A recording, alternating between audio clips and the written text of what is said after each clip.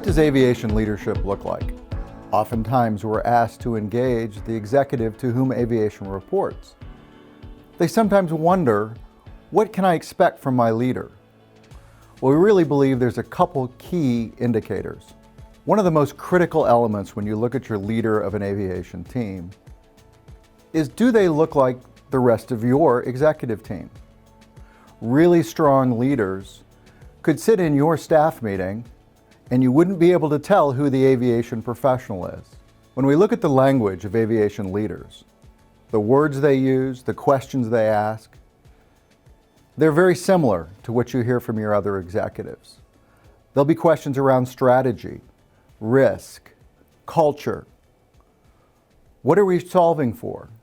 What's the value the aviation team brings to the organization? Really healthy aviation leaders are always focused on value creation.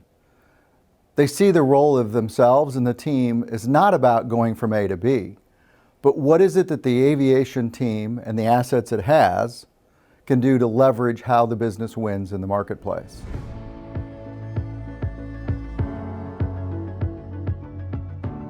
Oftentimes, when an organization outsources their aviation team, there is still a lead that is assigned to the account. It's reasonable to expect that lead to engage your organization strategically. Management companies approach leadership in different ways. That's part of the evaluation when you're looking at outsourcing your aviation team. What's the role and expectations of the leader on the account? It's still valid to expect them to be engaged with your organization beyond just going from A to B.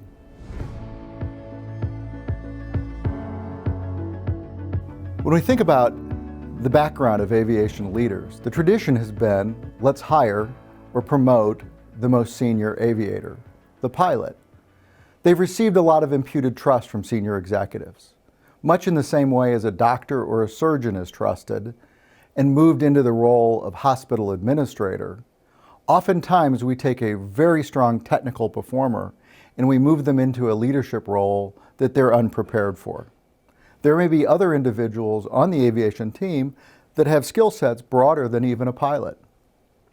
A path that is oftentimes overlooked is that of the folks of the technicians. When we think about the skill sets of an aviation leader, those that come up the maintenance track oftentimes have been prepared for that role more effectively than those that came up the pilot track.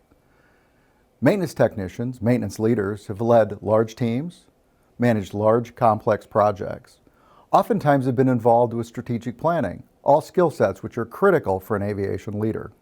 Recently, we have seen a number of schedulers move into the aviation leadership role. They've many times been working within the corporation before they went out to the hangar, have strong relationships within the corporation, and generally very strong communication skills. Prepared with strategic thinking and some leadership training, they can be very effective leaders.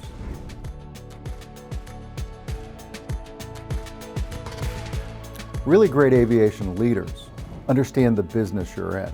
They understand how the company works. They understand why it wins in the marketplace. Bottom line, your expectations for your aviation leader or the individual that leads the vendor team should be identical to the ones you have for your staff and those downtown.